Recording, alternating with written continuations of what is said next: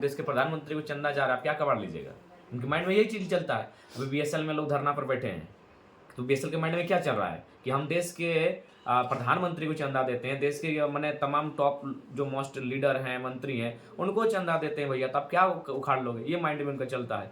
तो इसीलिए लोकतंत्र की मर्यादा को बचाने के लिए चाहिए कि मेरा तो मानना है कि कुछ कानून ऐसे बनने चाहिए जो जिसमें एमपी एमएलए के आएंगे, ब्यूरोक्रेट्स आएंगे, उन पर विशेष निगरानी हो। और जब तक आज हम गरीबी हटाओ की बात करते हैं, अरे भाई गरीबी हटाओ से अच्छा होगा अमीरी को कंट्रोल कीजिए, और नहीं तो आने वाला दिन ऐसा होगा इस देश में कि एक गरीब और शोषित व्यक्ति लास्ट में क्या करेगा, किसी को चबाने के लिए दौड़ेगा, ये परिस्थिति सामने आएगी। इसीलिए सामाजिक न्याय का मतलब क्या है? सामाजिक वितरण भी हो, सामुदायिक वितरण हो। आप तो चंद मुट्ठी भर लोगों के हाथों में देश की सारी संपत्ति को जमा करने पर तुले हैं।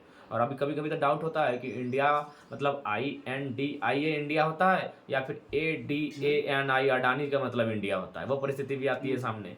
तो ये चीज़ें देखिए, आज प्रधानमंत्री विश्व गुरु होने का बात कहते हैं, महाशक्ति होने का बात कहते हैं। अरे भाई जब गरीब व्यक्ति के पास भोजन नहीं, रोटी नहीं, और विश्व गुरु होने का दावा करते हैं, तो ये हवाई बातें। इसीलिए सामाजिक न्याय का मतलब है सामुदायिक वितरण हो और मैक्सिमम लोगों के पास रोजगार के साधन उपलब्ध हों, आर्थिक उन्नति हो, तभी आप विश्वगुरु होने की बात कहेंगे। आप अंबानी और अडानी के नाते देश को विश्वगुरु नहीं बना सकते। जिस तरह से भाषा आंदोलन पर आप लोग लगातार मुख्य रूप से आप आगे आए इस आंदोलन को लेकर के, अभी आप देखेंगे कि नया नोटिफिकेशन आया जिसमें उड़िया और बांग्ला भाषा को ज़्यादा तवज्जो दी जा रही है। झारखंड सरकार का एक नया नोटिफिकेशन आया। देखिए लगता है कि जो माननीय झारखंड मुक्ति मोर्चा के जो सुप्रीमो है आदरणीय गुरुजी, उनका सभी रिलेशन उड़ीसा में है। पता नहीं कहीं अपना समधी वालों को खुश करने के लिए तो नहीं कर रहे हैं। देखिए सबसे पहली बात, सब क्षेत्रीय भाषी का मतलब होता है जिस क्षेत्र में उसका उद्गम होता है, इसीलिए उन्हें प्राथमिकता देनी चाहिए थी यहाँ की जनजातीय भाषा की, यहाँ की झारखंड की जो सदानी भाषाएं हैं उनको प्राथमिकता देनी चाहिए थी।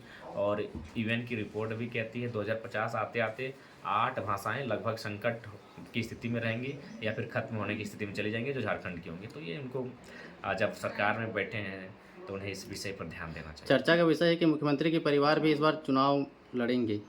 देखिए ये तो मैंने पहले क्या अघोषित राजतंत्र ही चल रहा है, लड़ना चाहिए भाई। जब सब कोई लड़ रहा है, भारतीय जनता पार्टी से लड़ रहे हैं, आईसू से लड़ रहे हैं, जेएमएम से लड़ रहे हैं, कांग्रेस से लड़ रहे हैं, तो मुख्यमंत्री की परिवार और पीछे काहे हटेंगी? और मुख्यमंत्री की पत्नी ही नहीं, मुझे पूर्ण विश्वास है आज के 15 साल बाद जब फिर एक राजनीति का नया दौर होगा, उसमें मुख्यमंत्री के भतीजे, उनके भतीजियाँ, उनकी बेटियाँ भी चुनाव लड़ेंगी। इस बात में कोई दो राय नहीं है। तो जब उन लोग चुनाव लड़ते हैं तो जनता सवाल नहीं करती है। जयराम जी जब चुनाव लड़ते हैं देखिए वही सबसे बड़ा दिक्कत है। इसी झारखंड में 5 उपचुनाव हुए, 5 उपचुनाव में परिवार के लोग जीते, लेकिन कोई सवाल नहीं हुआ। लेकिन एक नया लड़का है, आज सबको पेट में दर्द। इसका 2 कारण है। एक है 3 इडियट्स, कि अगर दोस्त फेल हो जाए दुख होता है, दोस्त टॉप कर जाए तो महा दुख होता है। तो कुछ युवाओं को लगा कि बेटा वो लड़का हम क्यों नहीं, वो मेरे घर का क्यों नहीं, मेरा रिलेटिव्स क्यों नहीं। और एक कारण ये भी है कि पढ़ा लिखा लोग नहीं बर्दाश्त कर पाते हैं। सबको ये चाहते हैं कि गुलाम तबके का आदमी हो, जी हजूरी करे। आज पढ़ा लिखा लड़का सिस्टम को चेंज करने आया है। कोई नहीं चाहेगा कि इतनी बड़ी भारी आबादी को कोई जगह दे, और मैंने जगाया है भाई। आज लोगों को मैं संसद का मतलब बता रहा हूँ, वोट का मतलब बता रहा हूँ, वोट क्यों दिया जाता है उसका मतलब बता रहा हूँ, एक से एक ठेड़ एग्जाम्पल के साथ। तो मैं लीडर कम टीचर ज़्यादा हूँ, तो ये चीज़ें लोगों को बर्दाश्त नहीं हो रही है। लोगों को गुलामी की आदत थी, झंडा डलवाने की आदत थी, तो वो चीज़ें अब तो हम लोग साइड कर रहे हैं। हम लोग नई पैटर्न के साथ पॉलिटिक्स कर रहे हैं जो लोगों को पसंद नहीं आ रहा है। जेपीएससी का नोटिफिकेशन इतने कम समय में आता है और इतना जल्दी एग्ज़ाम का डेट दे दिया जाता है। अगले 17 को एग्ज़ाम है, संडे के दिन में एग्ज़ाम है। इतना कम समय करेक्शन फॉर्म भरा है और करेक्शन के लिए भी टाइम नहीं दिया गया है। करेक्शन के लिए टाइम नहीं है, प्रिपरेशन के लिए टाइम नहीं है। देखिए अब इसमें सारी चीज़ें हैं कि सीटें पहले से बिक चुकी हैं, कुछ सीटें रहेंगी जिसमें चना वाला का बेटा, कोयला ठेलने वाला का बेटा, बालू ठेलने का बेटा, ये प्रेस के माध्यम से हमको पता चलेगा। लेकिन मैक्सिमम सीटें कॉरपोरेट अमीर लोगों के माध्यम से खरीदी जा चुकी है। अच्छा, जब आप गांव पंचायत में घूम रहे हैं तो बहुत सारे महिलाओं के दिमाग में मानसिकता बैठा रहता है कि अरे बहुत नेता आया गया, कुछ नहीं किया तो जयराम महतो क्या कर देगा। तो ये आपके मुंह में भी बहुत सारे लोग हम बोलते हुए सुने। नहीं बोलते हुए सुने, और हमने उनको उत्तर भी दिया। बिल्कुल उनका सवाल हमने अपने भाषणों में भी कहा कि इन नेताओं ने राजनेता का पैटर्न ही ऐसा बना दिया कि कोई नया लड़का हिम्मत ही नहीं जुटा पाता है लड़ने का। बताइए, नेता का मतलब है पैसा वाला, कि चुनाव में आया तो पैसा देगा। ये पैटर्न पहला बता दिया, बैठाया है इन्होंने। तो लोगों को हम लोग समझा रहे हैं कि निश्चय ही बदलाव होगा। अगर बदलाव नहीं होता तो एक साधारण सा लड़का जिसको मुखिया लड़ने की हैसियत नहीं थी, आज जो संसद के चुनाव में भागीदारी दे रहा है, भागीदारी दे नहीं रहा है। आज बड़ी बड़ी टीमों का हालत ख़राब करके रखा है, जहाँ से वो लड़ रहा है कोई अभी तक अपने उम्मीदवार की घोषणा नहीं कर पा रहे हैं। तो एक साधारण सा लड़का जब यहाँ तक आया है तो कुछ तो बात है, इसीलिए सबको आशीर्वाद देना चाहिए। और हम लोग अगर जीतते हैं तो निश्चय ही झारखंड में युवाओं को एक हिम्मत तो मिलेगी। अगर मेरी जीत सिर्फ मेरी जीत नहीं होगी, झारखंड के नहीं पूरे भारत देश में जो एक साधारण सा लड़का जो राजनेता बनने का ख्वाब देखता है उसकी जीत होगी, उसकी जीत होगी। जब वो पढ़ेगा कि निर्दलीय, बिना किसी दल के, बिना किसी माने लाव लश्कर के एक साधारण सा लड़का एमपी का सीट जीत सकता है, तो ये पूरे भारत देश के करोड़ों युवाओं को हिम्मत देने का काम करेगा जो नेता बनना चाहते हैं। क्योंकि नेता का परिभाषा बदल चुका है। अभी आप कल्पना सोरेन जी का नाम लिए, सही बात है, क्योंकि उनके पति मुख्यमंत्री, उनके ससुर मुख्यमंत्री, और मैं पूर्ण विश्वास के साथ कहता हूँ उनका अगला पीढ़ी भी नेता बनेगा। जो उनके भतीजियाँ हैं, जो उनके बेटे होंगे, बेटियाँ होंगी, वो भी मैंने कहीं ना कहीं नेता बनेंगी। तो ये तो चीज़ें खत्म हो चुकी है, यानी राजतंत्र लगभग मान सकते हैं। तो इसीलिए मेरी जीत करोड़ों युवाओं को हौसला देगी कि एक साधारण सा लड़का आज राजनीति में अपने आप को स्थापित कर रहा है। और उनका जो इस मतलब डर था कि पैसे के बिना राजनीति नहीं होती है, उस डर को भी तोड़ने का काम करेंगे। इसलिए युवाओं को ये जयराम महतो की जीत नहीं होगी, झारखंड के साथ भारत देश के करोड़ों ऐसे युवाओं की जीत होगी जो साधारण परिवार से रहकर अपने प्रतिभा और के दम पर राजनेता बनना चाहते हैं, उनकी जीत होगी। इसलिए युवाओं को एक बार आना चाहिए जयराम महतो के साथ, और ये मेरी नहीं उनकी जीत होगी। अच्छा, संजोग है या प्रयोग है बोकारो के एक ही सेंटर से 481 अभ्यर्थी का पीजीटी में सिलेक्शन होना? ना, ये प्रयोग है, संयोग नहीं कर सकते हैं। ये प्रयोग है, और झारखंड में प्रयोग ही किया जाता है। झारखंड को चारागाह बना के रख दिया गया। और बोकारो आप जानते हैं, बोकारो यानी वहाँ तो झारखंडियत खत्म हो चुका है, वहाँ बाहर के लोगों का दबदबा इस कदर है। तो मुझे उम्मीद है कि वो प्रयोग ही है, और बड़ी भारी अमाउंट के साथ उन सीटों का डील किया गया होगा। और जन पंचायत आशीर्वाद यात्रा के बाद में अगला स्टेप क्या होगा जब आचार संहिता लागू हो जाएगा तो? उस समय भी वही नुक्कड़ सभा के माध्यम से हम लोग कार्यक्रम चलेगा, उस समय परमिशन के साथ चलेगा। और हमें उम्मीद है कि गिरिडीह लोकसभा के इतिहास में शायद पहला प्रत्याशी होंगे जो गिरिडीह के हर एक पंचायत में कदम रखे।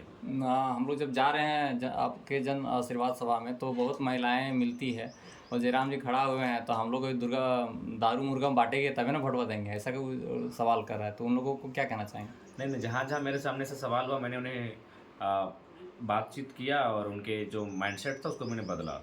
जैसे हम वहाँ पार हो रहे थे तो एक दादी चाची थी, बोली कि यार मंदिर हमने खा लिया था। हम रुक गए, उतरे, बोले दादी देखिए मंदिर मस्जिद के सब कोई सम्मान कर रहा है, हर कोई न कोई आस्था के माना है, बस तरीका अलग है।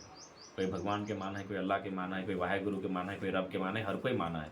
लेकिन हमारे एक बात बताओ, गिरिडीह लोकसभा में 2000 बूथ है, 2000 बूथ यानी छोटे मोटे 2000 गाँव, तो 2000 मंदिर मस्जिद होते हैं।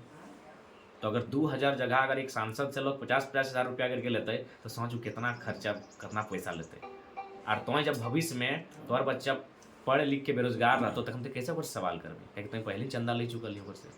तो धर्म आस्था तो अपन विषय लगो, तो गाँव के इतना अच्छा से बनाओ कि गाँव में 4 गो लड़का जब तरक्की करतो तो अपनी अपन चंदा से तो आस्था के केंद्र की स्थापना करतो। राजनेता से अगर वोट लेना हो, वोट देना हो तो मैंने धर्म के मैंने मंदिर मस्जिद निर्माण के नाम पे नहीं बल्कि और विजन के नाम पे दी हो, ताकि और वहीं फिर एगो उनकी बेटी थी, सौभाग्य देखिए कि उनकी बेटी बोली कि दादा हमें इंटर पढ़ के कुछ नहीं कर रही। हम बोले देख एकर भविष्य के नाम पे वोट होना चाहिए। तो फिर वो भी समझेगी, बोले हाँ बाबू ठीक बात बोल रही। तो हम बोले ठीक हो, बिल्कुल मंदिर बना, अगर तुम्हें आस्था हो तो बनाओ, और में अगर हमनी से अगर कोई चंदा भी मांगे तो अगर तो जिस गाँव के लोग ले उसे मांगिए, नेता के रूप में नहीं मांगिए कभी, नहीं तो बहुत बड़ा धोखा दे। तो और वही हुआ, आज 70 साल से भारत की पॉलिटिक्स में लोगों ने क्या करके रखा, माइंडसेट बना दिया, मंदिर मस्जिद से बाहर ही नहीं जाने दे रहे। आज भी गांव में जाइए तो हर गांव में मंदिर कहीं अधूरा पड़ा है, कहीं मस्जिद अधूरा पड़ा है, कहीं कोई धार्मिक स्थल अधूरा पड़ा है, तो वहाँ वो डिमांड करते हैं। तो ये माइंडसेट पॉलिटिक्स से थोड़ा बदलना होगा। जब आप सांसद बन जाएंगे तो जो थाना और ब्लॉक लेवल में जो भ्रष्टाचार हो रहे हैं उसको कैसे खत्म करेंगे? उसको बहुत कड़ा मैंने कड़ा रुख वहाँ अख्तियार करेंगे, अब देख लीजिएगा ना। तो भाषा का शैली क्या, अभी जैसे बोलते हैं रे वीडियो रे सीओ, वो शैली तो बदलना पड़ेगा ना जयराम जी अधिकारी के पास। देखिए जो ईमानदार है उनको हम भैया दादा बोलते हैं। अब ये भी तो देखिए, कभी हम लोग दादा बोलते हैं, भैया बोलते हैं, नमस्कार बोलते हैं, प्रणाम बोलते हैं, लेकिन जो गलत रहेंगे वे बख्शे नहीं जाएंगे। जो गरीबों का खून चूसेंगे उनसे उसी अंदाज में बात होगा जिस अंदाज में आज बात करते हैं। प्रवासियों के लिए कोई संदेश? प्रवासी आएंगे और बिल्कुल उनका वोट महत्वपूर्ण है, और हम लोग प्रयास करेंगे कि अगर हम लोग सत्ता में कभी आते हैं तो आने वाले जो भावी पीढ़ी होगी उसे प्रवास का दर्द को न झेलना पड़े। जयराम जी जेबी केसेस अब जेएल कैम्प में कन्वर्ट हो चुकी है क्या? नहीं, कन्वर्ट से कोई इशू नहीं है। जेबी केसेस अपना स्वतंत्र इकाई रहेगी, वो अपना समिति के माध्यम से अपना कार्य करेगी, और JLKM जो होगी वो पार्टी के रूप में एक राजनीतिक दल के रूप में कार्य करेगी। तो इसका चुनाव चिन्ह वगैरह कुछ आएगा? हाँ, हम लोग जो जिस टीम को उसका जिम्मा दिया गया है वो लगातार बहुत तेज़ी से कार्य कर रही है और उम्मीद है कि बहुत जल्द हमें चुनाव का सिंबल भी मिल जाएगा। जयराम जी बोले थे कि अगर चुनाव का सिंबल आ जाएगा तो गिरिडीह धनबाद दोनों जगह से मैं चुनाव लड़ूंगा। देखिए, अगर ऐसी परिस्थितियाँ होंगी तो प्रयास करेंगे, लेकिन फ़िलहाल हम लोग धनबाद के लिए एक बेहतर प्रत्याशी की तलाश में हैं और उम्मीद है कि हम लोग वहाँ एक बेहतर प्रत्याशी को इनपुट करेंगे जो हमारे लिए बेहतर रिजल्ट लेकर आएगा। आप लोग रायशुमारी के लिए एक बैठक रखे थे, कहे थे कि 2 दिन में हम घोषणा कर देंगे धनबाद लोकसभा कैंडिडेट का, लेकिन अभी तक एक्चुअली जब बड़ी पार्टियां खामोश है तो कभी कभी मौन बहुत बड़ा हथियार का कार्य करता है। तो अभी हम लोग देख रहे हैं कि बड़ी पार्टियां जो केंद्र स्तर की है वे किस प्रकार का रिजल्ट लाती हैं, उसके बाद हम लोग धनबाद के नतीजे पर पहुंचेंगे। हाँ, अगर बात करें सेंट्रल विषय की, तो मोदी जी ने कहा था कि काला धन हम लोग वापस लाएंगे, पर आप देखेंगे कि मोदी जी की गारंटी है कि वो बोले कि भाजपा का खाता में ही काला धन आ रहा है, जनता के पास नहीं जा रहा। देखिए, सबसे पहली बात, भारतीय जनता पार्टी निश्चित रूप से आज विश्व की सबसे बड़ी पार्टी है, लेकिन कारण है कि विश्व के बड़ी पार्टी में कहीं ना कहीं गरीबों का रोल नहीं है। अगर आपको बड़ी पार्टी बनना है तो अमीरों का रोल होना चाहिए, तो जाहिर सी बात है वो पूंजीपतियों की ही पार्टी है। और ये नहीं, चूँकि अभी भारत देश में, खासकर उत्तर भारत में लोगों की जो विचारधारा है वह धार्मिक विचारधारा है। ठीक है, देखिए, धर्म हर किसी का होता है, हर व्यक्ति धार्मिक होता है, किसी न किसी धर्म पर उसकी आस्था होती है। लेकिन राजनीतिक लोग जिस धार्मिक विचारधारा को लेकर आते हैं ना, इसका कारण यही होता है कि वो अपने कारनामों, जो मैंने काले कारनामे हैं, उनको ढकने के लिए वो इस भावनाओं का प्रयोग करती है। और उसी मैं तो बार बार कहा हूँ कि वो उद्योगपतियों की पार्टी है, उनके पार्टी में कॉरपोरेट जगत के लोगों का इंटरफेयर है और ये चीज़ें तो अब सामने आने भी लगी है। मैंने शुरू से कहा है, उसका उदाहरण देखिए, आज किसानों को 700 किसानों की मृत्यु होती है तब क्या 3 कृषि बिल वापस होते हैं। तो गांधी के देश में और किसानों के देश में आज किसानों के पक्ष में अगर नीतियाँ नहीं बनती है तो कारण ये है कि कॉर्पोरेट से ये लोग चंदा लेते हैं। और कॉर्पोरेट्स अगर चंदा लेते हैं तो भाई उनको क्या चाहिए, कॉर्पोरेट को फैक्ट्री बनाना है। फैक्ट्री कहाँ खड़ी होगी? नदी नाला में नहीं होगी, किसानों की ज़मीन में खड़ी होगी। इसलिए आज किसानों का दोहन, और इसीलिए चालाकी के साथ आर्टिकल 31 जो हमारा संपत्ति का अधिकार था उसे मौलिक अधिकार से हटा भी दिया गया है, ताकि कोई एक आम व्यक्ति अपनी संपत्ति की गारंटी ना ले सके इस देश में। इलेक्ट्रल बॉन्ड का जो भी चल रहा है चर्चा पूरे मीडिया में, तो उसमें आप क्या कहेंगे? देखिए, बिल्कुल पारदर्शिता होनी ही चाहिए थी शुरू से। और सबसे पहली बात है तो पॉलिटिकल पार्टियों को इस प्रकार अगर आप कॉर्पोरेट से चंदा लेंगे तो जाहिर सी बात हो गलत काम करेंगे। अभी उदाहरण के लिए हम लोग वेदांता बोकारो में भी है। वेदांता में जब